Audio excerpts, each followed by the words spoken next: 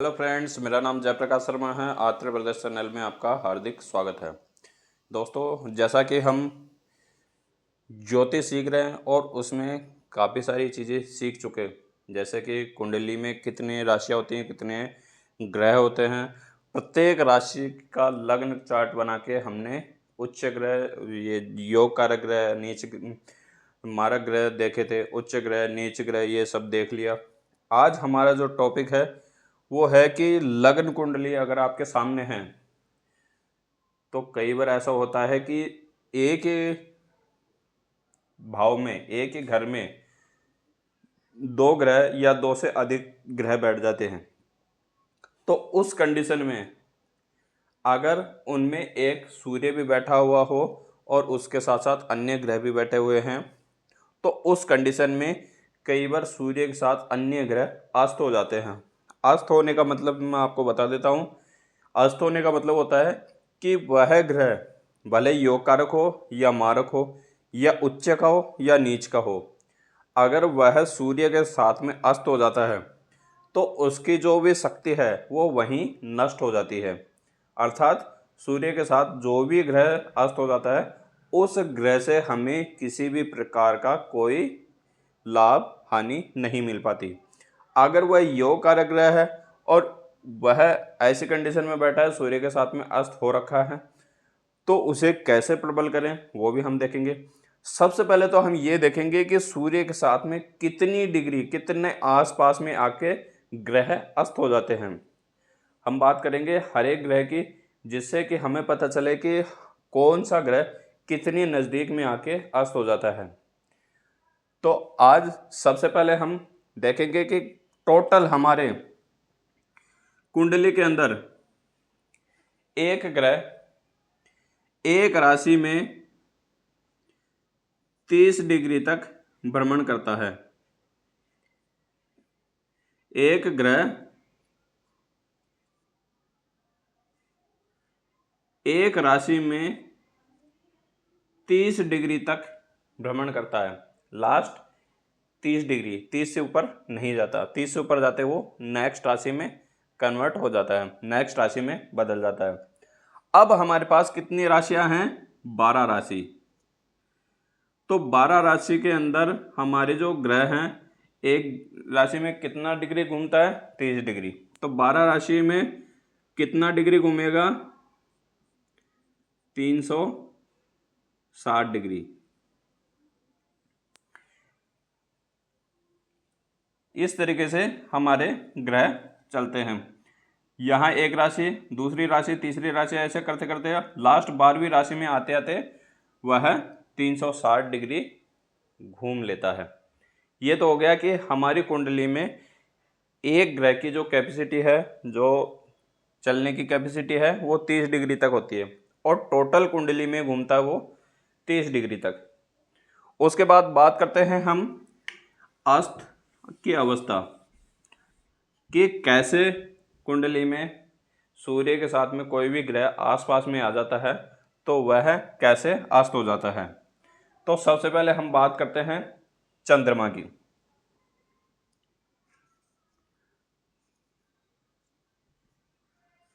अगर चंद्रमा सूर्य से 12 डिग्री नजदीक में है, सूर्य के 12 डिग्री तक नजदीक में है, तो उस कंडीशन में चंद्रमा सूर्य से अस्त हो जाता है। जैसे कि हम कोई कुंडली देखते हैं और उस कुंडली में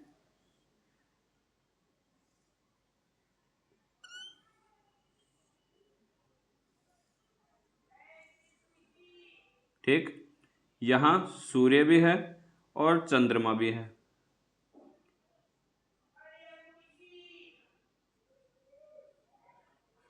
अब यहाँ सूर्य भले ही 5 डिग्री पे है, ठीक, डिग्री यहाँ से देखी जाती है, सूर्य 5 डिग्री पे है। और अगर हम देखते हैं चंद्रमा की, और चंद्रमा अगर 13 डिग्री पे है, तो दोनों के बीच में कितना डिफरेंस है? 8 डिग्री का। यानी 12 डिग्री तक सूर्य के साथ अस्त हो जाता है। तो ऐसी कंडीशन में चंद्रमा अस्त हो जाता है। लेकिन हम बात करें यहाँ कि अगर चंद्रमा की डिग्री 20 हो, चंद्रमा की डिग्री 20 हो और सूर्य की डिग्री 5 है, तो दोनों के बीच में कितना अंतर है? 15 डिग्री का। अर्थात यहाँ चंद्रमा अस्त नहीं होगा। क्यों? क्योंकि वो दूरी बना रखा है। उसके बाद में चंद्रमा का रिजल्ट भी मिलेगा। लेकिन अगर चंद्रमा अस्त हो जाता तो उस कंडीशन में क्या होता कि सूर्य के साथ वह अस्त हो जाता। फिर बात करते हैं नेक्स्ट मंगल।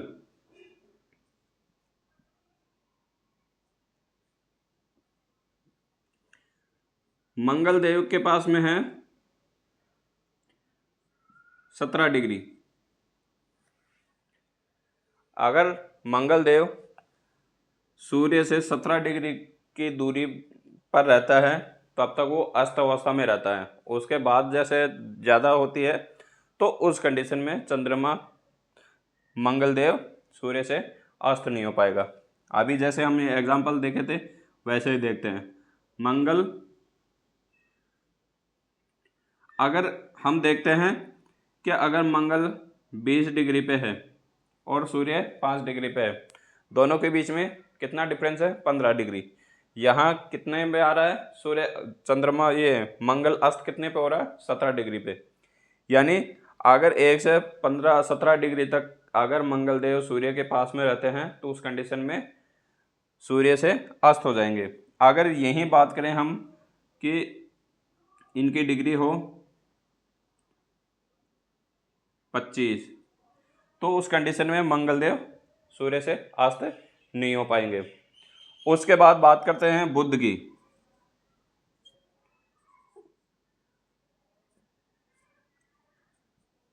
बुध भगवान के लिए यहाँ दे रखी है डिग्री 13। अगर 13 डिग्री तक सूर्य से दूर रहते हैं तो उस कंडीशन में बुध देव हो जाएंगे अस्त। लेकिन अगर 13 से ज़्यादा डिग्री है तो उस कंडीशन में सूर्य से यह अस्त नहीं होंगे। कैसे? अगर जैसे मान लो कि हमारे पास सूर्य 5 डिग्री पे है और बुध भगवान है हमारे कुंडली में 26 डिग्री, तो दोनों में कितना अंतर है? 21 डिग्री का। तो 21 डिग्री दूर है। यानी अगर 13 डिग्री होता, दोनों के बीच में अगर 13 डिग्री का अंतर आता तो उस कंडीशन में ये बुध देव क्या हो जाते? अस्त हो जाते। लेकिन यहाँ क्या है कि 21 डिग्री का अंतर है, तो 21 डिग्री का अंतर होने के कारण यहाँ बुध देव अस्त नहीं हो पाएंगे। उसके बाद बात करते हैं गुरुदेव। ठीक, गुरुदेव का देखते हैं। गुरुदेव को अस्त होने के लिए 11 डिग्री कंपलसरी है। अगर सूर्य से 11 डिग्री पे रहेंगे गुरुदेव तो उस कंडीशन में गुरुदेव अस्त हो जाएंगे, बृहस्पति देव अस्त हो जाएंगे। जैसे बात करते हैं यहीं, अगर जैसे किसी कुंडली में गुरु की जो डिग्री है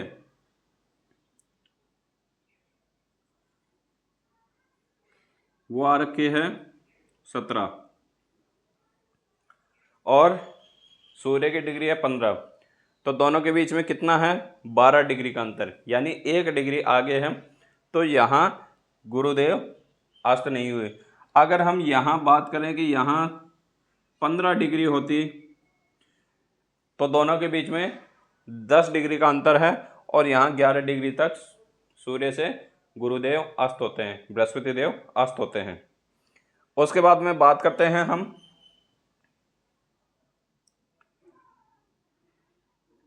शुक्र की।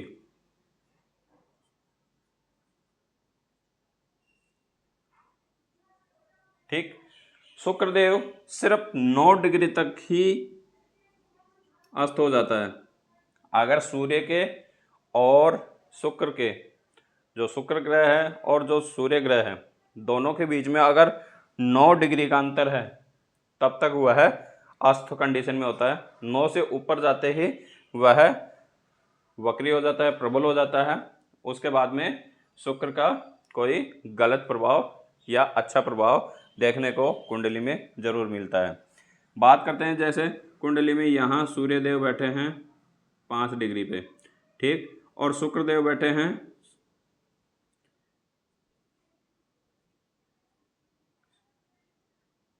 17 डिग्री पे। दोनों के बीच में कितना डिग्री का अंतर है? 12 डिग्री का। और यहाँ अस्त कितनी डिग्री पे होते हैं? 9 डिग्री पे। अगर दोनों के बीच में स्पेस 9 डिग्री का है तो उस कंडीशन में शुक्र सूर्य से अस्त हो जाएंगे। लेकिन यहाँ कितना है? 12 डिग्री का अंतर, तो यहाँ शुक्रदेव नहीं होंगे। उसके बाद बात करते हैं हम शनिदेव की।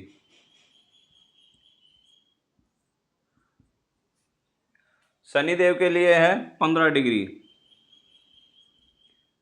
15 डिग्री तक शनिदेव अस्त हो सकते हैं, उसके बाद अस्त नहीं होंगे।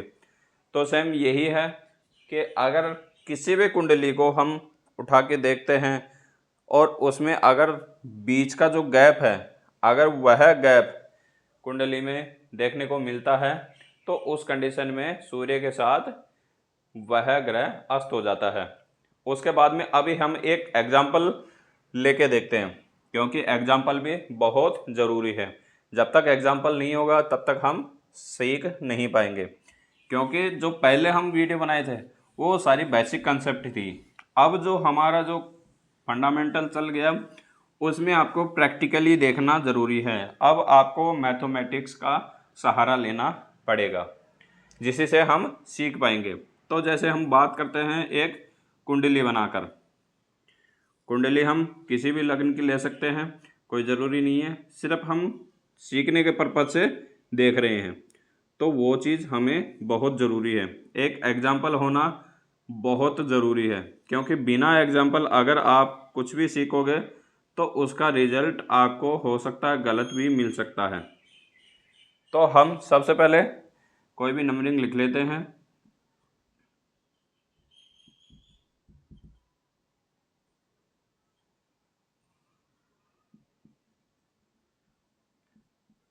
ये हमने कोई भी मेष लग्न की कुंडली बना ली है,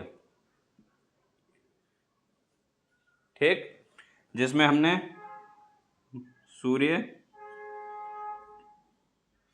को हम देंगे 5 डिग्री,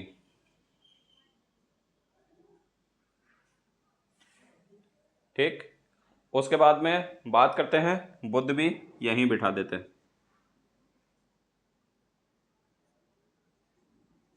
22 डिग्री। और अब हम देखते हैं, जैसे कि पिछली वीडियो में हमने क्या देखा था कि अगर सूर्य और बुध दोनों के बीच में अगर 13 डिग्री का स्पेस है तब उस कंडीशन में यहाँ सूर्यदेव और बुधदेव क्या हो जाएंगे? अस्त हो जाएंगे। लेकिन जैसे बुधदेव 22 डिग्री पे हैं और सूर्य हैं कितने डिग्री पे? 5 डिग्री पे। दोनों का बीच का स्पेस हम देखते हैं,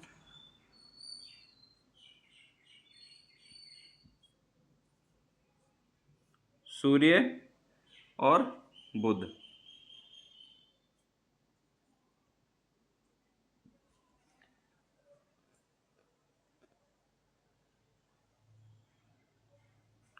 सूर्य कितनी डिग्री का है?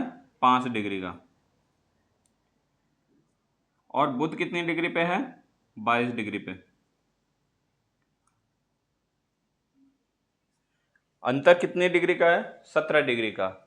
और अगर अस्त कंडीशन में होते तो कितनी डिग्री का होना चाहिए था? 13 डिग्री का। यानी इस कंडीशन में बुधदेव इस कुंडली में क्या है? वक्री हो, योग कारक फल भी रिजल्ट देंगे और मारक भी रिजल्ट देंगे। क्यों? क्योंकि इस कुंडली में सूर्य के साथ अस्त नहीं है, बिल्कुल भी नहीं है। अगर यहाँ अस्त हो जाते हैं ना बुधदेव, तो बुधदेव से जो रिजल्ट मिलना चाहिए वो रिजल्ट मिलना बंद हो जाता है। तो उसके लिए हमें फिर बीज मंत्र, इनको प्रबल करने के लिए बीज मंत्र का सहारा लेना पड़ता। तो यहाँ बुधदेव ऑलरेडी सही है, सही कंडीशन में है। अगर इस कंडीशन में अगर यहाँ 19 डिग्री होती तो दोनों के बीच में स्पेस देखते हैं, फिर भी ये क्या होते सही कंडीशन में। अगर यहाँ 17 डिग्री होती बुध देव की, तो यहाँ सूर्य से अस्त हो जाते हैं, और अस्त होने के बाद में जो बुध आदित्य योग बनता है वो योग नहीं बनता, और जो इस कुंडली में जो रिजल्ट मिलना चाहिए वो रिजल्ट नहीं मिलता। और अभी यहाँ क्या कंडीशन चल रही है, 22 डिग्री। तो यहाँ एक तो अच्छी कंडीशन में बैठे हैं, दूसरा सूर्य के साथ में बैठकर एक योग भी बनता है जिसको बोलते हैं बुध आदित्य योग। तो यहाँ योग भी बन रहा है और दोनों के दोनों ही अच्छे रिजल्ट भी देंगे। उसके बाद में हम दूसरा एक एग्जाम्पल और देखते हैं कि जैसे मान लो कि यहाँ सूर्य देव बैठे हैं 5 डिग्री पे, ठीक, और यहाँ पे चंद्रमा भी बैठे हैं 12 डिग्री पे। अब यहाँ समझने की बात है, 5 डिग्री पे सूर्य है और 12 डिग्री पे है चंद्रमा। अब इनका कैलकुलेशन देखते हैं। सूर्य है 5 डिग्री और चंद्रमा है 12 डिग्री। दोनों के बीच में कितना स्पेस है, 7 डिग्री का। 7 डिग्री का अंतर है, यानी इस कंडीशन में सूर्य के साथ चंद्रमा अस्त हो गए।